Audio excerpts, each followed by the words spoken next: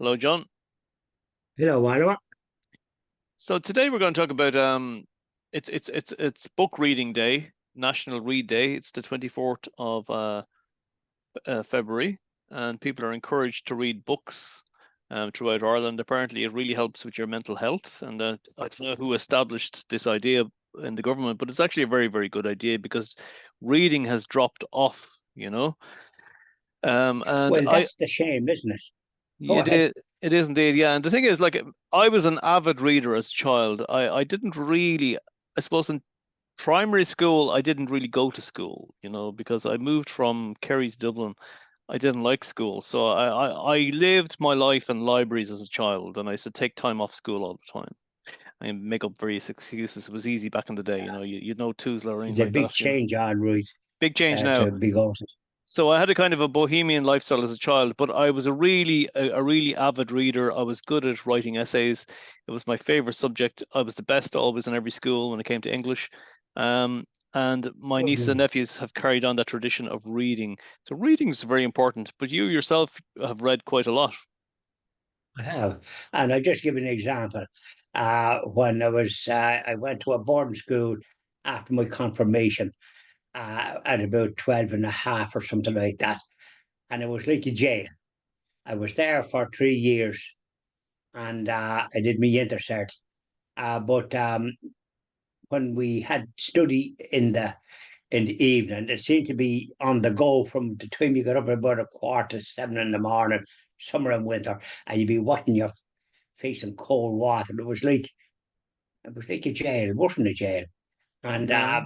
so you were on the go, and so when this study come, like it was a time that you could. I used to the books that they had would be books. It would be Charles Dickens.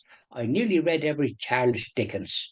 Wuthering Heights, I think it was a Charles Dickens, Bleak House, Pickwick Papers, and they were big, thick books.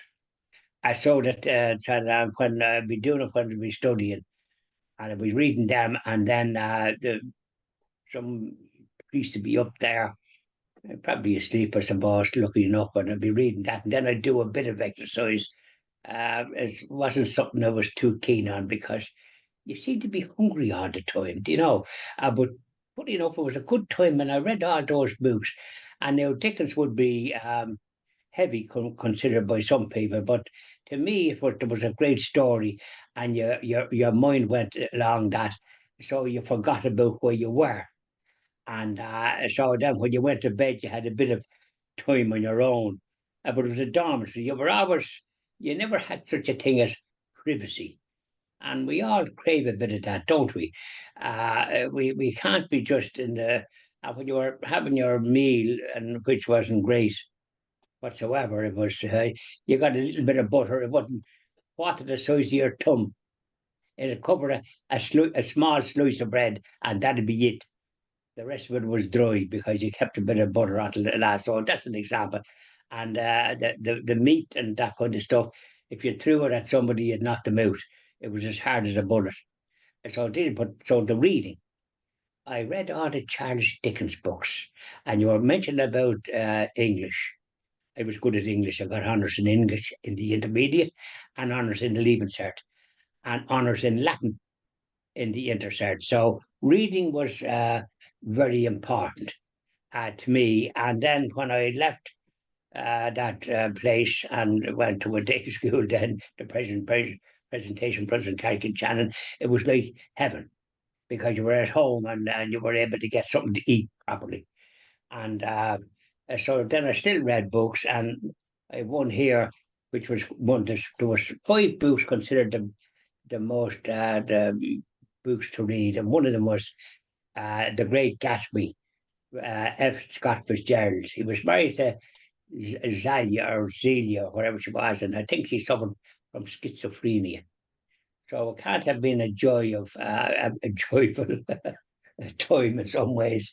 But it was he was a great writer, a descriptive writer. But that was one of his great books, The Great Gatsby, and marvelous story. And then I read other books. Uh, like I've Interior Castle by uh, Saint Teresa of Avila, and then of another one from her, which I would have gotten Veritas, uh, The Way of Perfection. Now she was from a very well-to-do aristocratic family, but she became a nun and a kind of the superior, or whatever you like to call it, the abbess, Carmelite, and she was marvelous. And there's another one that I read, uh, Catholic and Curious. Monsignor Charles Pope. No, He's in I'm glad. Washington. Just I'm hold just that book. mentioning. Just hold up that book for a second, John. I just want to say something to you, okay? Yeah. Now, you see that book there, and I want you to turn around the spine of the book to show the thickness of the book, if you don't mind, for a second. Turn it around Oh yeah. sideways. Okay. Now, there's about probably 400 pages, 500 pages in that book. Is that correct? Yeah. I'll tell you. There's 500 pages, Oh, just okay. slightly over About that. Okay. 500.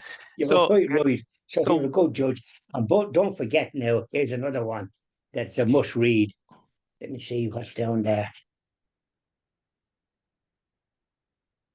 Yeah. And St. Augustine, then I'm called John Augustine. I don't know what they call me the Augustine for, because there's no Augustines in the okay, okay. the city of God, St. Augustine. And So, it's a marvelous I read. want to make. And I it's want. Mhm. the Bible, the Catholic edition. So, Oh, I mean, if you're talking about books, I read books when I get a chance because I do other things. I know you do. Because when you're living on your own, you've chores to do. So, John um, Malone. If you don't mind, I would like to get a word in, please. And what I want to say, it's very difficult to get a word in with John Malone because he's got so much to say. They should have given him 3 lives. Now, the thing what I want to say to you is, first of all, you've got a lovely collection of books there of a lot to do with Catholicism, and they're books, obviously, they're full of hope, and that's very, very, very important. But what I will say to you correct. is, and the reason I brought up the size of the books is because to a young person, if they have a choice of reading, and this is where this is important, if a young person has a choice, okay, of a mobile phone where they can get a 2 second or 3 second fix and they move on to the next screen, next screen, next screen, then you ask them to read a 400-page book, they would probably say, oh God, no, look at the size of the book. That looks like a phone book. I can't read that. So what I think what the publishers need to do is they need to put the books to encourage people back into reading, create smaller books. So part one, part two, part three, part four. So in other words, instead of buying into one book that's 500 pages, break the book into 5 books of part one, part two, part three, part four, part five. And that way it's less daunting. In other words, you're giving the reader a taster of 100-page book, a small book, okay? And that would encourage them to carry on the story because they obviously would find the story intriguing. And I think for the publisher, it'd be quite profitable, but to get people back into reading, it would be quite good. What do you think? Yeah, you're quite right. Because like I could sort of say something different, just give them a prod in the behind and say, read that book. All right, you'll be in confinement. John Malone, that's I just not very Christian of you at all. You mother of God. but I mean, it's such a joy to read books. It's pretty hard to understand as a sort of imbeciles that suffer from a lack of Well, that great gift. I just want to say to you that the irony of Nokia, okay? If we look at Nokia phones took off in the 1990s, mobile phones, and then if you go into the 2000s, 2010, 2020, we're now up to really, really smart smartphones, okay? But the irony is, like, I mean, that people, when they started getting mobile phones in the 1990s, they kind of drifted away from reading. And as they got into 2000, year 2000, drifted more. And then especially 2010, the technology with audio visual stuff on phones became very advanced. So Nokia, with their advent of their phones in the 90s, were taking the reader away from books and onto the phone. But the irony here is that Nokia started off as a paper mill in, I think it was 1865 in Finland. Okay. And they were Yeah, all yeah. about the paper industry. They were all about books. Books were very, very big. They took off in the mid 1800s.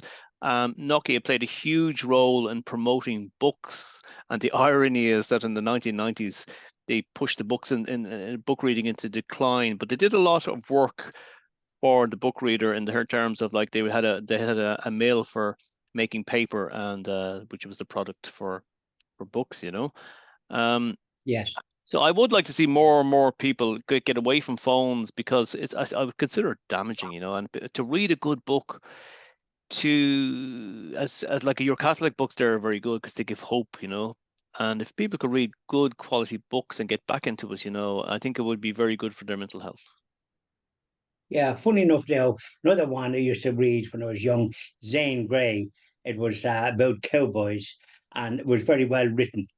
I used to read that and Zane Grey and there was another one, Zane Grey. I'm just talking about books. Because these young people, when they're in school, they do not have to do English, or what way are they? They do not have to study books and study this, that, and the other to do it if they're doing English. I know that they're anytime you see them, they're on the phone. If you're on a bus, it's like I don't know what to make it, but they're either on a computer, a small yoke that they're able to plug in the bus, or they're on phones, and there's very few talking, except there may be a couple of old timers. They talk to hind legs off an ass. So they're yapping away, and then the rest of them are just going. They're on internet and phones, and there's no communication. There's no talk. I'm doing a little one in the evening by videos. Let's talk, and people I think have lost some of the older folk haven't, but younger folk seem to have lost not alone the way to talk, but because they're not writing, and they don't know how to spell. Their spelling is atrocious. I don't know how to pass exams with the way the lack of ideas are spelling. They're not able to construct things. When you read, you're able to construct things and sometimes shorten them. I read and I'm doing videos, and I'm able to paraphrase what the person has said. And at the same, because I'll be doing some of these other ones here that I'm at the showing, where I'll be paraphrasing them because they're all everything you pick up seems to be copyright. So there's no point of going down that road. So you can read and then paraphrase it my own sort of You have, take yeah. on it and my experience. I just want to say to you that I remember my old school teacher in primary school. He used to say to us, "Don't use the calculator, because if you use the calculator, you won't be able to add when you're an adult." Okay, so and I used to Right. think, well, maybe it's true, but how often would I have to add? But I tell you what has happened. Nowadays, okay, when people are writing stuff on the phone, you've got predictive text, and you've also got, say, in Microsoft Office, in Microsoft Word, it'll almost write the letter for you. So going back to what you were saying there about the decline, say, in grammar, punctuation, and spelling, okay, it's all to do with automation that people are forgetting, because the computers and the phones are actually doing the writing for them. Now we have GPT, which writes everything for people. So I could see modern technology affecting us very, very badly in the area of reading and understanding words and what they mean, and spelling and punctuation, more so than the damage the calculator would have done in the 70s and 80s.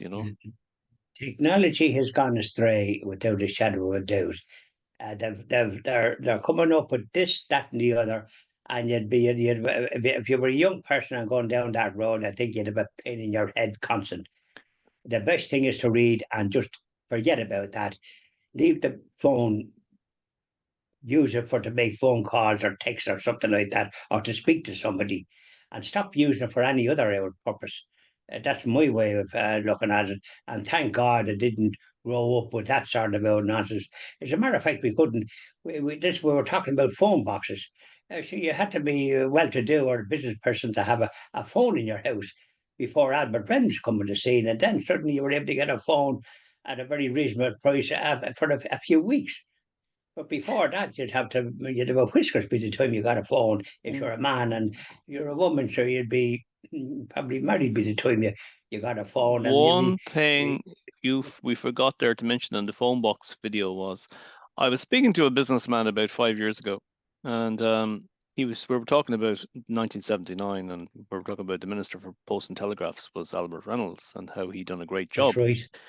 But this businessman actually told me, he says, Oliver, he says that people in 1979 there was people in the post office and the P&T, and they were taking backhanders. If you were a business and you wanted to get the phone in quicker, you'd throw them a few quid and they'd get it done quicker for you.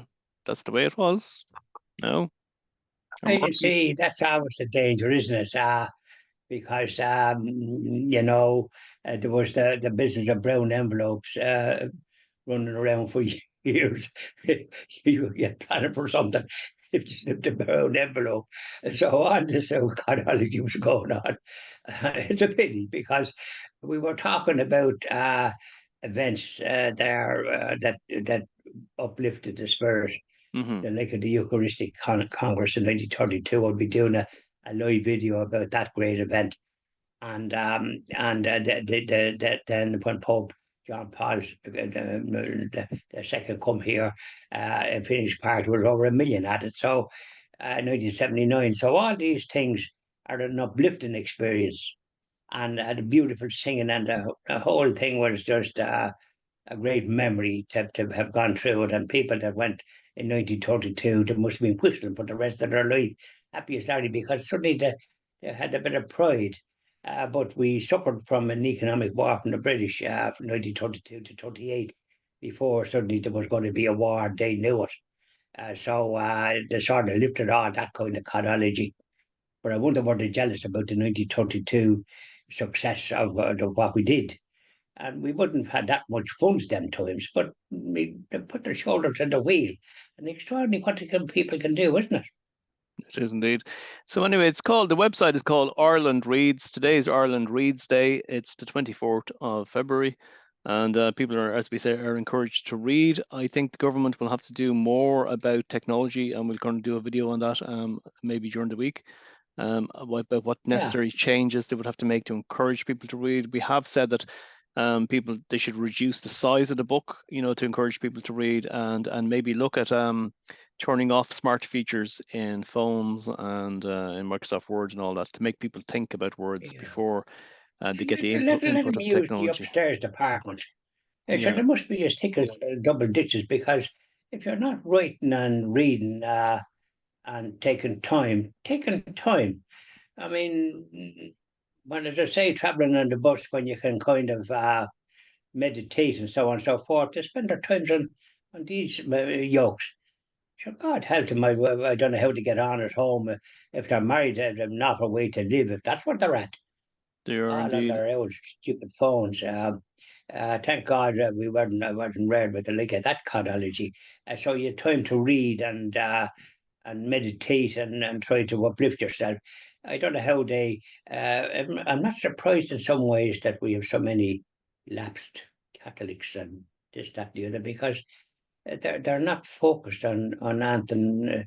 I don't know what they Actually, have funny, in life or funny, what. funny. You should mention there about lapsed Catholics and the whole lot and the reading.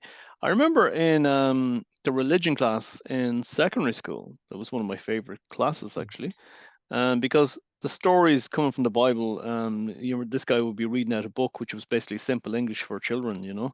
But the stories were amazing. We all loved listening to the teacher reading out the book, and it was very inspiring. And it was one of I think it was for most kids, it was the favorite class because it spoke about this magical world, of religion basically and Christianity, and all Yeah, the kids loved it.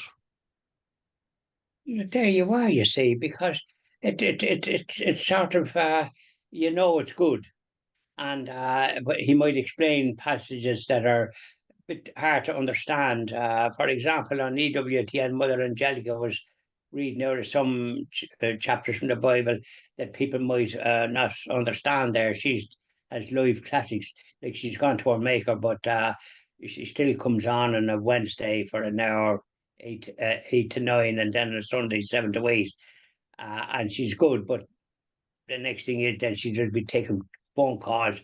Maybe she's on for an hour and maybe a little after half an hour suddenly, and the phone calls are from people. As far as I'm concerned, the lights are out up here. And they'll be sort of asking questions that honest to God and put years and years through me because they're so idiotic. hmm But she's dealing with it, and I'd have actually turn her off now for that because I don't want to hear nonsense. you come to a stage in life, and you want to do the best you can with the time that you have. And so, that type of thing, I like to hear something positive, and I try to portray that in what we do. And we've done that since 2015. We haven't focused on too many negative stuff by and large, but That's we've it. had opinions about this, that, and the other. That's it. And No, opinions that I think resonate with people, because people need to sort of hear from somebody that's not singing and talking negative the whole time. You know what I'm saying? you're right, John. Thank you very much. Thank you very much. Now we have to read books more. I have enough books there to keep me going until I say cheerio John upstairs. Malone, I'm going to say cheerio. Cheerio.